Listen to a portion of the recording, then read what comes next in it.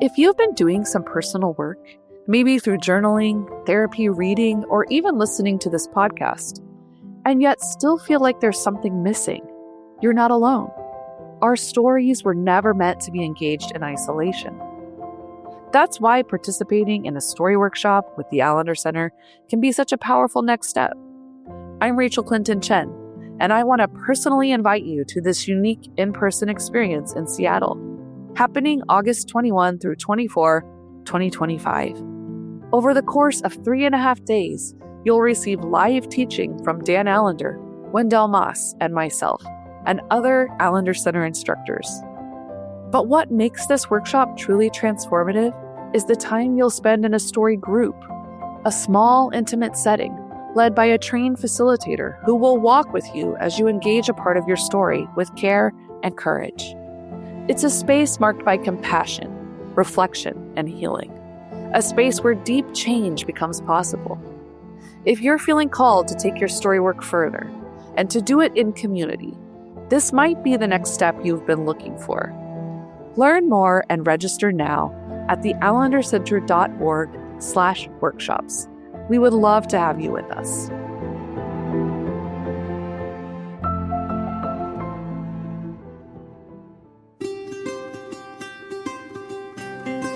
Thank you for listening to the Allender Center Podcast. I'm Dr. Dan Allender. And I'm Rachael Chen. We're fiercely committed to providing hope and healing to a fragmented world. And restoration for the heart. Thank you for joining us. Let's get this conversation started.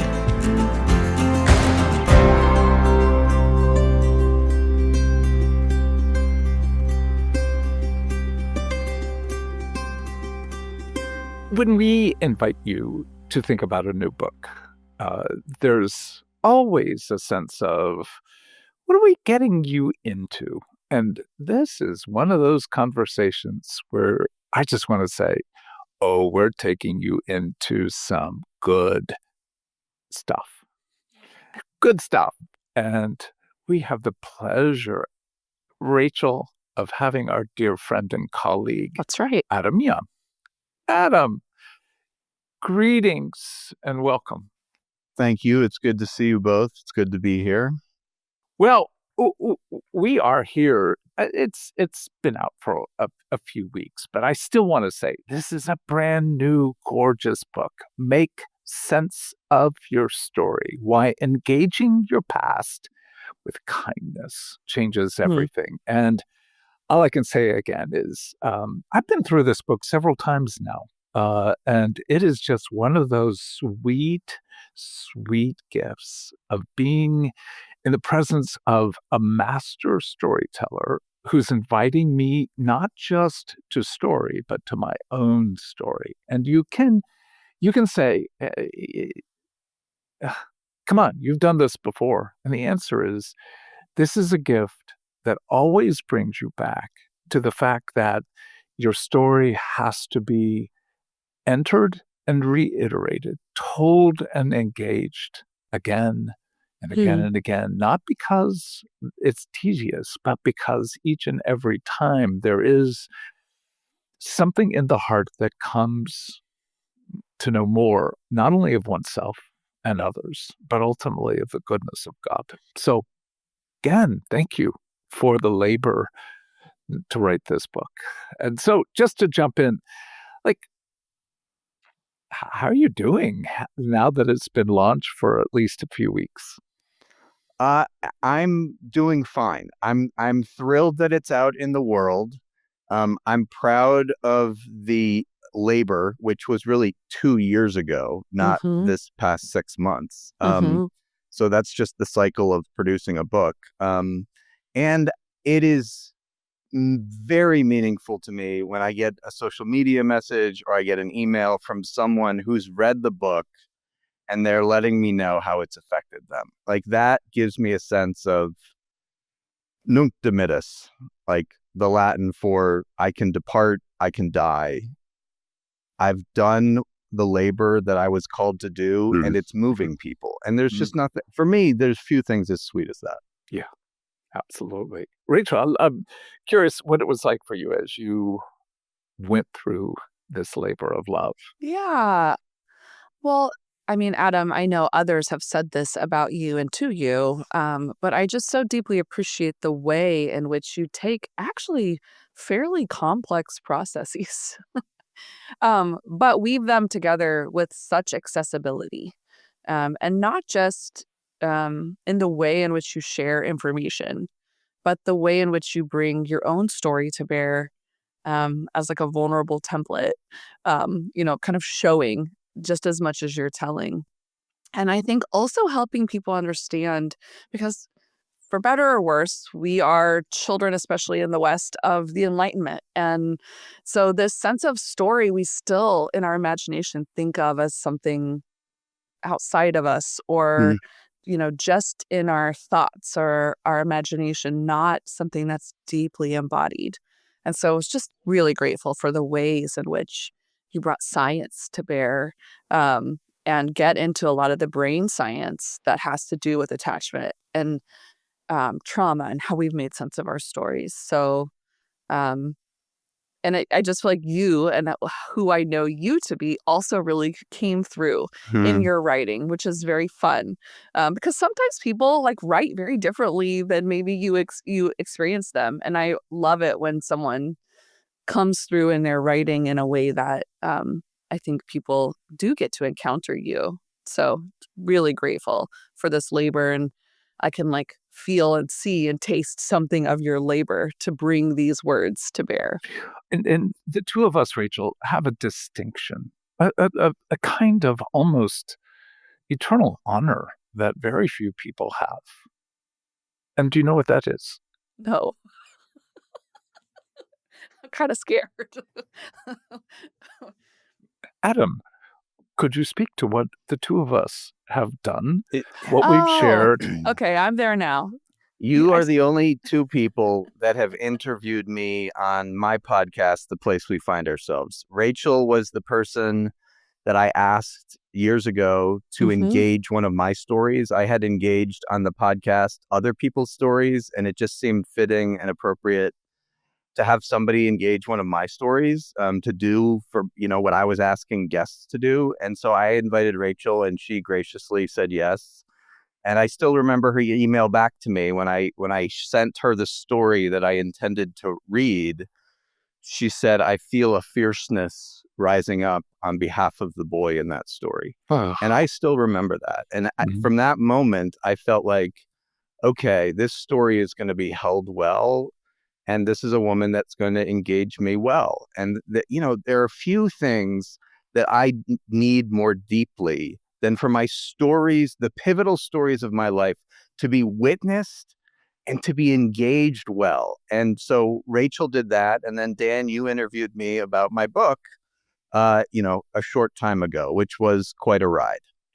Well, I don't think we tend to promote our accolades and honors, but this was really sweet. It was really one of those great gifts. And I feel the same today. Like Becky said, "Are you okay this morning?" I'm like, "Yeah, I'm good." She said, "How much caffeine have you had?" I said, "Only 1.5 cups." And she's like, "Well, wow, you seem pretty activated." I said, "Well, I get to," and I talked about what we get to do this morning with you. So to jump in, I want to just engage a few questions that arise from your book. And I'm going to read a few sections. Your life story has a number of plot twists, so you better be thinking about the plot twists in your life, Adam Young. Just like all great stories, a story without plot twists is not even a story. By plot twist, I mean that you're headed in a particular direction and have energy toward that end, and then, bam, something happens and your trajectory is abruptly changed. All plot twists results in some measure of disorientation. It is in the seasons of disorientation that we find out what we actually desire and what we're really made of. So, plot twists, dear friend. What were the plot twists that brought you to write this book? I was a pastor in 2008. I had gone to seminary after going to social work graduate school. When I went to social work graduate school, I intended to be a therapist. But when I graduated, the one thing I knew is that I had no idea what I was doing. And so I decided not to do that. And I became, in time, a pastor. And I loved pastoring. And I had a very traumatic experience of being falsely accused and removed from my position. Mm. That's what I mean by the word bam. Like I was headed in a direction. I had hope. I had vitality. I had a sense of purpose. And everything changed on September 26th, 2010, in a nanosecond. And I don't think that's very uncommon. It might not be as extreme for some people, but we all have, I think, an experience of we think we're headed in a good place. Maybe even the healing journey has taken, it's gotten some momentum for you. And then a betrayal or an experience of immense powerlessness or something enters your life, blindsides you. And all of a sudden, you're disoriented, you're reeling, you're dysregulated, you're in what the psalmist calls the pit. And again, to be accused, to know that level of betrayal. There are a lot of people. We've all worked with a lot of folks who let their heart turn away, shut down, give up, become hard. What's the plot twist that kept you, I'll use the phrase, in the game? I was out of the game for a season. I had a white shag rug that I brought into our living room, and I was prostrate on it for many hours over a 6-month period of time. While Caroline, my wife, was working, we had just, she was pregnant. Then we had we had a newborn, and I was emotionally disengaged from the marriage, which put a big burden on her. So I was taken out. And we've had to experience a lot of repair because of how difficult that was for her. I have a lot of kindness and compassion for what my body was enduring. I mean, it wasn't just the trauma of the betrayal, but it was the loss of my church community, which was for me, our entire community. I mean, this is Rachel's wheelhouse. Like the byproduct of spiritual trauma is immense disorientation and a lot of self-doubt. So I was taken out, and I found the place I found myself was in the Psalms, and I read them like I relied on them. I found the language of the Psalms gave me language for what my heart and body was suffering, and it allowed me to stay engaged with God.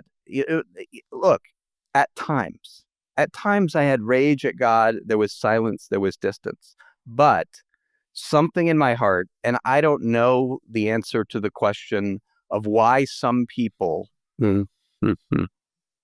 continue to turn to God in the midst of such heartache and horror, and others do not. I don't know. I just know that those stories matter. Sorry, it's like I've heard remnants of this part of your story, but have never heard it told in that way. So something's landing in my body on your behalf. That feels like new insight and new heartache. Even I would say new horror. And deeper gratitude. That as we're talking about plot twists, that you found yourself in the Psalms. Yes. And that feels actually really connected to what you're inviting people to in looking back at the past. Because for so many of us, the past holds moments of great joy and delight and moments of profound heartache, like you're putting words to. And there is such a common misnomer that people still try to hold on to, that like time heals all wounds, and that you just get, if you just move, or you just join a new community, or, you just get some distance from that story, certainly some of the body dysregulation can find its coping mechanisms to, not be as heightened. But it's not like we're on a linear track and we just leave our past behind. Like, it comes with us. So I find myself even with more questions like, well, what was the next stage of the plot twist? Because you kept going. Like you have a public platform, this didn't become something that made you, even in your heartache and agony and terror, hide away your face. So what happened? Oh, I went to recovery week 2 shortly after my removal. Or maybe it was 1, I can't remember. But I went to Seattle to spend a week with other men that had experienced sexual abuse. And one of the things that you, Dan, said to me with regard to this particular removal from church was, I'll never forget the sentence. You said, I don't think they've accused you well, Adam, but they're putting their finger on something that needs to be named. And that opened up for me the reality that anytime we're accused of something, very often there's something at play. There's a little bit of truth. It can be 1%. But boy, if we can engage that 1% without shame, and here's the subtitle of my book, with kindness, if we can bring some kindness to the ways that our wounding has played itself out in our current present life and often gotten us into trouble, and even at some level led to us doing harm to others. If we can grapple honestly with that, with others who do not hold contempt for us, the possibility of transformation increases like tenfold. But that is a tall order because, like you just said, Rachel, my body wanted to shrink, hide, never do it again, never enter a church again, and withdraw from life. And there's immense wars with hope and immense wars with, will I reach? I'm holding out my hand. Will I reach relationally again or not? Yeah. Well, you have a phrase that comes later in the book that, as I went through the book the first time, the privilege to have had a pre-publication copy, and there's a lot of markings. Let's just say there's a lot of ink that has bled into your book. But this one had underlines, it had the star, it had the notation NB, note bene, and it's a simple sentence. Tears are a form of confession. And again, even my writing or other writings, I never know what sentence is just going to knock me off my chair. And I hope in anything that I write that there are 3 or 4 sentences that were worth the book. There's a lot of sentences in your book that very vastly is worth every penny a person puts in. That sentence took me out, took me down, took me up, took me around. And I just kind of want you to, in this context, talk about what tears have been for you as a form of confession. The word confess in the Greek is homo legeo. Homo meaning sameness, legeo meaning speaking. So to confess is to speak sameness with God about what has been true. So we confess our sin, we're speaking sameness with God about ways we've harmed others.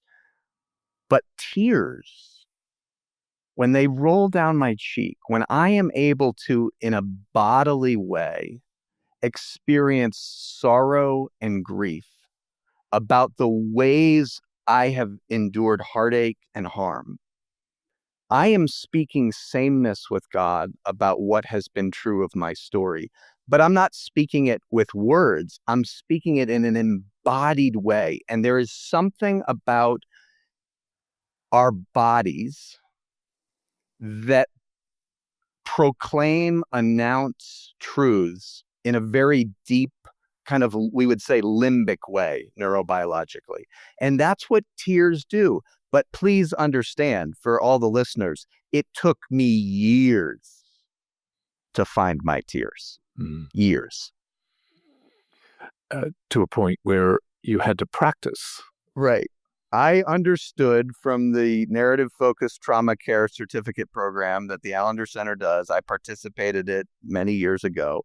And they told me, the people that stood up front and talked, they said, grief is like the pot of gold at the end of the rainbow. So it was clear to me that tears and that grief were kind of like a key to healing, or at least that's how I was interpreting what was being taught. And so I went into one of my groups determined to cry. And so I read my story. My group leader, a woman named Susan Kim, and the other people in my group listened, and I found tears. But when I was done reading, Susan looked at me and she said, "Adam, I'll never forget this. I see your tears, but they seem disconnected from the boy in the story." I mean, I was enraged and I felt seen. She wasn't wrong, and I knew she wasn't wrong. And what she was putting her finger on is that for me, in order to cry, I had to think about something else than the story I was reading. For me, I thought about my therapist, Andy Ide, who was such a deeply meaningful person in my life. And when I was able to think about my connection with him, I was able to cry.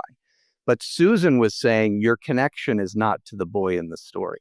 So look, it took me years to connect to the boy in my stories. Mm-hmm.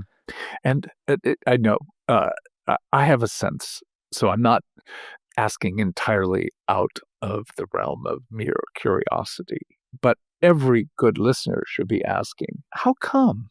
How come? What's the plot twist that kept tears so far and so forth? There is an immense vulnerability in tears. Like I wrote, tears are a form of confession. It is in the acknowledgement that my wounds happened, that they're still affecting me. And we don't want to acknowledge that. We don't want that abuser to still be affecting us today. That's right.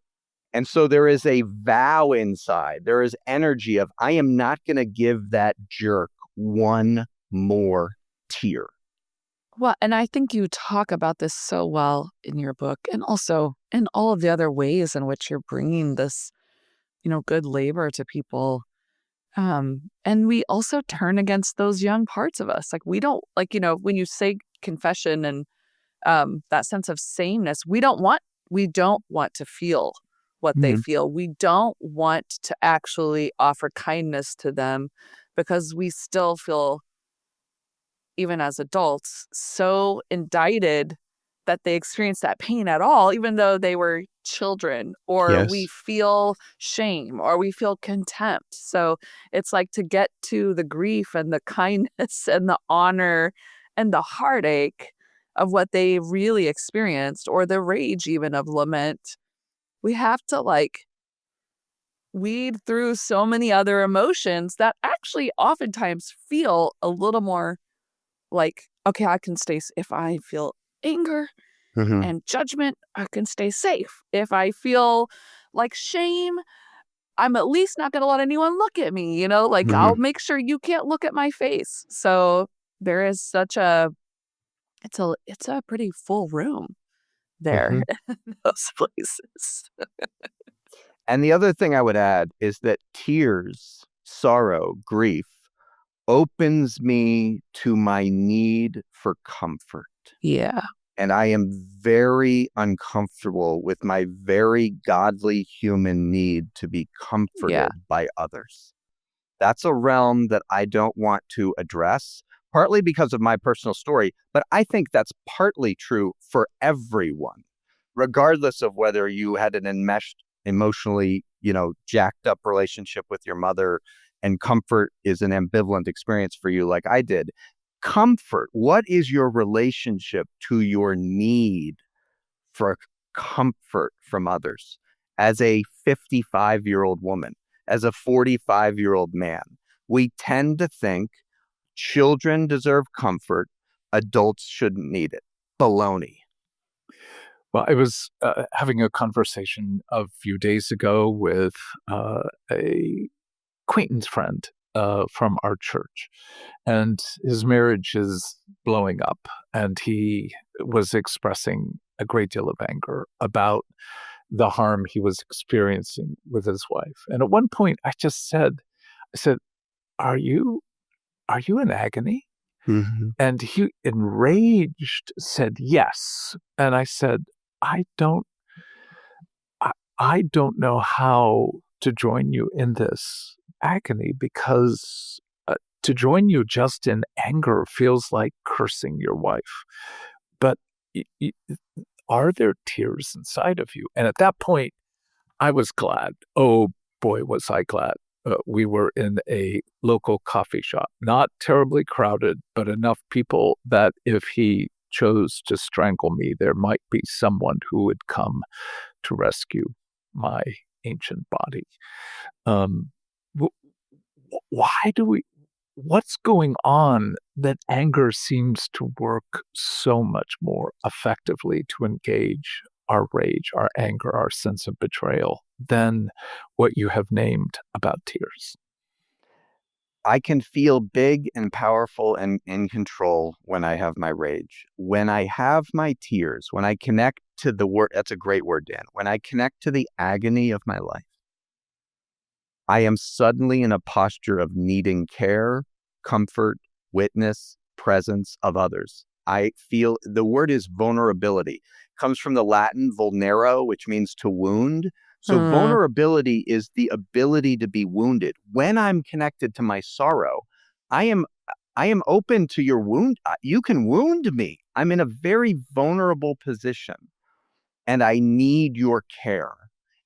And that, especially for people that have a history of trauma, is an incredibly precarious and ambivalent moment. Yes. Yeah. And so we're at this bind of the very thing that you most need. You refuse because it feels like it's going to kill you, be it shame, be it more betrayal, being set up. And me, in some ways, as I interacted with this friend, he passed quickly the statement of, yeah, I know something about abuse, which means he knows something about grooming, which means he knows something about comfort having been turned against his body. So that reality of the very core of the movement of the heart to receive comfort becomes the very thing that we despise. Mm-hmm. And that war, again, I love what you said earlier. I don't know. I have no clue how it is some choose to engage the Psalms, and therefore engage the one who sings the Psalms and whom the Psalms are about, Jesus. Yet, on the other hand, so many have experienced in the place of Jesus, meaning the church, a absolute eradication of their story. Mm-hmm. And so the binds are just so severe. And I love what you've done, Rachael, particularly addressing these issues with regard to spiritual abuse. Mm-hmm.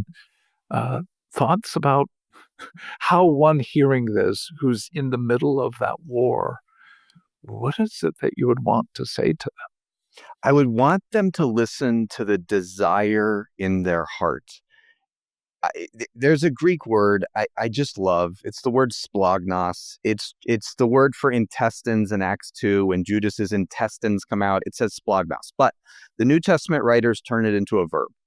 And anytime it says Jesus is deeply moved with compassion and troubled, it's some version of this word splagnos. And what I have found, to my utter astonishment, is that some of the most wounded people I know, some of the people that have endured immense trauma, there is something in their splagnos, their guts. There is a fire in them that says, I want release, healing, freedom, vitality, joy again in the land of the living. Now, how that bursts into flame for somebody in the midst of such horror and torment in the wake of abuse and trauma, I have no idea. I just know that I get to see it firsthand, front row, when I work with people. And that's one of the deepest honors that I have.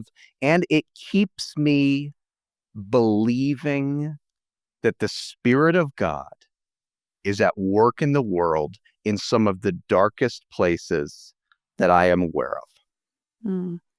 Well, I think it's ultimately, I'm going to preach to myself here. So I'm just confessing that I'm going to say something that I am deeply wrestling to believe in this season, or at least to surrender into in a way. But it is really the heart and mystery of the gospel, like a God of all power whose greatest strength, greatest birthing power is God's vulnerability and God's capacity to not only possess that vulnerability, but to act into it, coming in the form of a baby in this world. That says something to me about God's belief in our human possibility to nurture innocence and vulnerability unto life. And when we are, personally, it feels so risky right now to enter vulnerability when the world, the powers of this world, especially in our nation, are turning to a kind of worldly power that stands in direct opposition, that says empathy is a sin, that says vulnerability is disgusting, so far from the gospel. It feels so dangerous, and it feels like, no, I got to power up in all my more violent defense mechanisms. And how can I trust other people? How can I let my grief and agony and sorrow take up residence in my body? How will I be able to fight? Because I'm ready to fight. And how will I protect my people? How will I protect other vulnerable people? And there's just something about the exponential power of receiving the Beatitudes. Blessed are those who are poor in spirit, they will be comforted. Blessed are those who mourn, for they will be comforted. That's such a paradox. And there's something in me that just has to hold on to the profound mystery of the gospel. That exactly what you're saying, Adam. The power of the Spirit is being made manifest in the most impossible of places. Not this sense of I think how I was raised in a more deterministic theological frame that was God's going to bring you to a place of horror and heartache and surrender so that God's power can manifest. But a sense of no, the God of the universe promises that at every turn we are not alone, that the darkness is light to God. There's literally nothing on this earth, nothing we could even imagine or experience that could separate us from the love of God that is, birthing new life in impossible places. So I'm going to try to remember that in my own war with comfort, which definitely has some of that sense of being exploited, being groomed for sure. Also has that sense of being orphaned and, neglected, and I have to be able to comfort myself. If I can't provide my needs, there's certainly no one else that's going to come. And to be in both the polars of that, both of the poles of that polarity is sometimes such a burden. But I do believe there's something of the power of even collective lament of our story. But it's hard to get there if we don't have permission in the very particular personal places that our body holds those truths. Well, yes. And I don't in any way mean to be unkind. Are you comforted by that proclamation? Yes, in some way. I feel an invitation stirring. I feel my own resistance. But I feel like Adam, you were saying, a deep longing to be comforted. And knowing that to be comforted with our task today, and I think even for you as therapists and for me as a pastoral presence that doesn't pastor in a traditional way, who doesn't pastor, it doesn't feel okay, so we get comforted and then it all works out. It's we get comforted to stand up and be a presence of comfort, like with ourselves and on behalf of others, on this side of eternity, when the need for comfort will remain. It will always remain, but it feels like such a defiance against misuse and abuse of power, against cruelty, against abuse and the ways in which abuse rewires our bodies. So it just comfort feels very, like a very defiant. Vulnerability feels very defiant. So yeah, I can get behind that. Well, and the glory, to me, on many levels of what you're inviting me to is to proclaim the gospel to myself. That there is something in me that deeply believes, and there is something in me that does not believe. And that process of engagement, and if that's a helpful category for folks, we are meant to proclaim the gospel to others, but in some sense, we are our first audience to engage the very thing that we believe and don't believe. And I think, Adam, as you have engaged the plot twists and your own tears, I didn't ask you this before, but how has your book been part of redeeming your own heart? Well, anytime you write or do something publicly, you are putting yourself out there in a different way. And you're doing it on behalf of, may this result in freedom, release, vitality, renewal for someone who's on the other end of the book or on the listening end of the podcast. And that, for me, at some level, is repentance, because there are so many reasons, and they're good reasons, for me to say, never again. I am not putting myself out there. I'm going to hide. The biblical language is, I'm going to hide my gifting under a bushel because it costs me too much. And I think that is true. I really want to underscore this for everyone, no matter what your gifting is. You have gifting. It is different than mine. But why do you dismiss it? And to what degree are you putting it under a bushel? And your next response to not just why, but what's going on that we would want to hide, cover that gifting? To manage envy. Say more. There are few things I think as cruel as contempt-driven envy. Envy is one of the most powerful, in my experience, both personally and professionally, energies at operation in the world, which means in your family and in your organization and wherever you find yourself.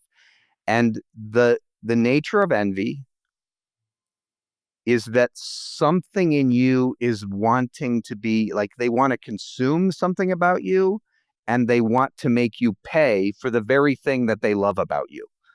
And if we're honest, we all bear envy. We have envy. I know what it's like to envy. But for most people, they can write on a 3x5 card the things that they envy, the people that they envy.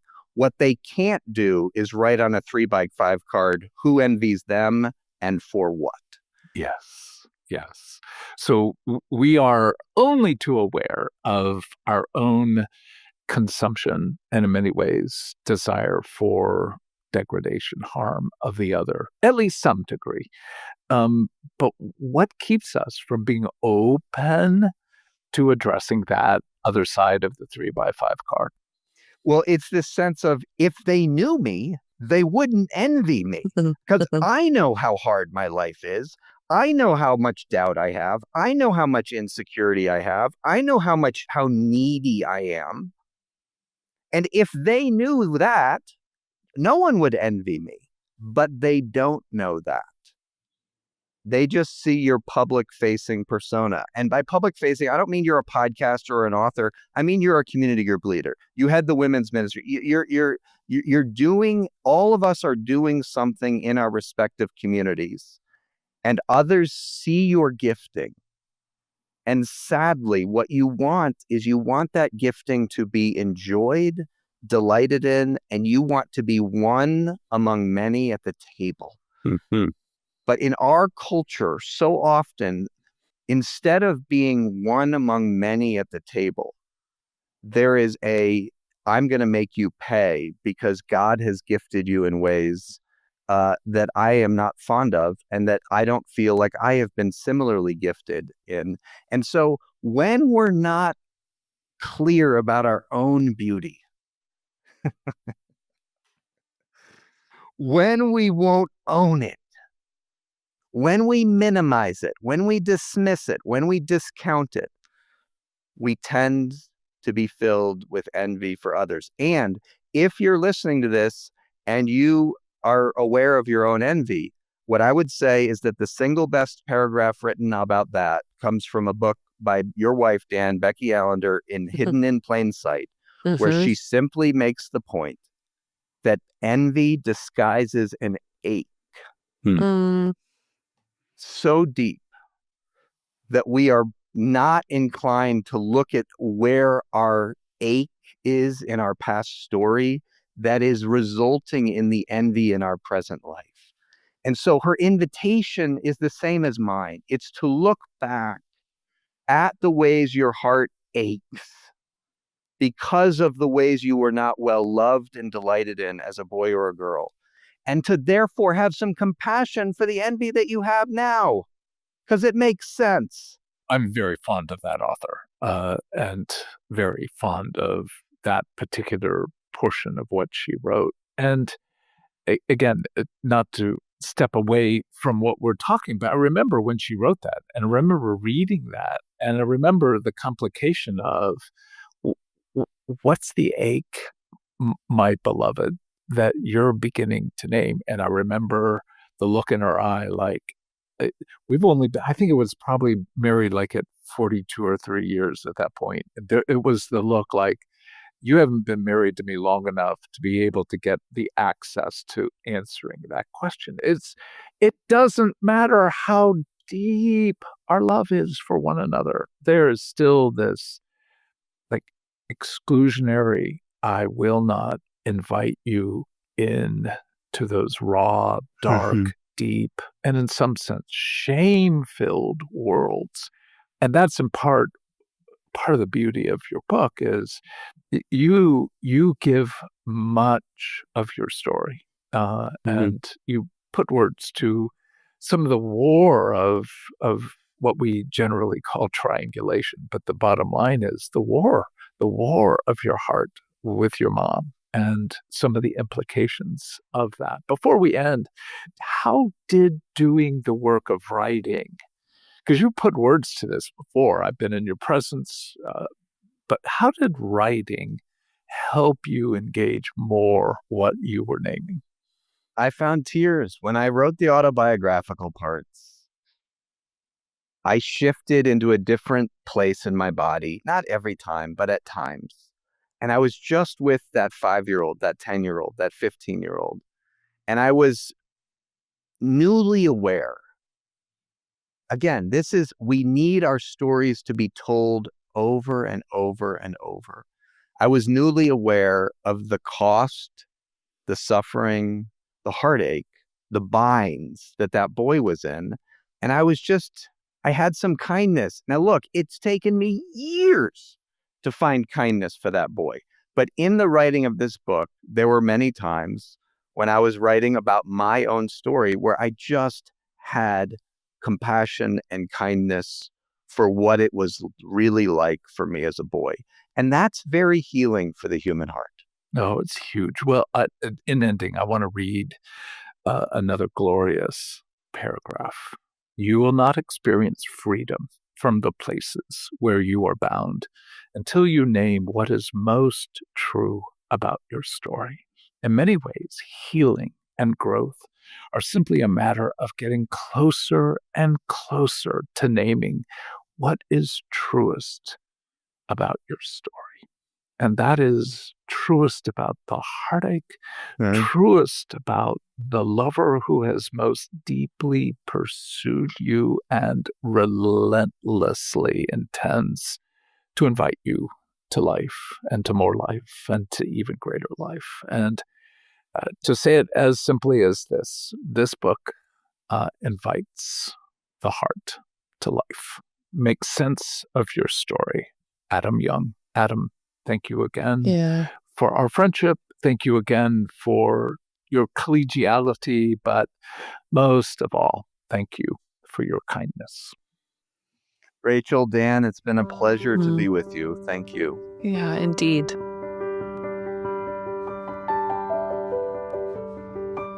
Thank you again for joining us. We hope that the conversations we share with you here on the Allender Center Podcast have touched your heart and sparked a sense of hope within you. Our work at the Allender Center is fueled by the support of people like you. As a nonprofit organization housed within the Seattle School of Theology and Psychology, our mission is to boldly engage the impact of trauma and abuse on the human heart and to provide hope and healing to individuals, families, and communities. Your contributions directly contribute to making this vision a reality. If you feel moved to join us in this work, we invite you to consider making a one-time or monthly gift. Your donation, no matter the size, plays a significant role in bringing the hope of redemption and healing to so many. To give, simply visit theallendercenter.org/give. Once again, we extend our heartfelt gratitude for your support. Together, we can continue to bring hope and healing to those who need it. Thank you.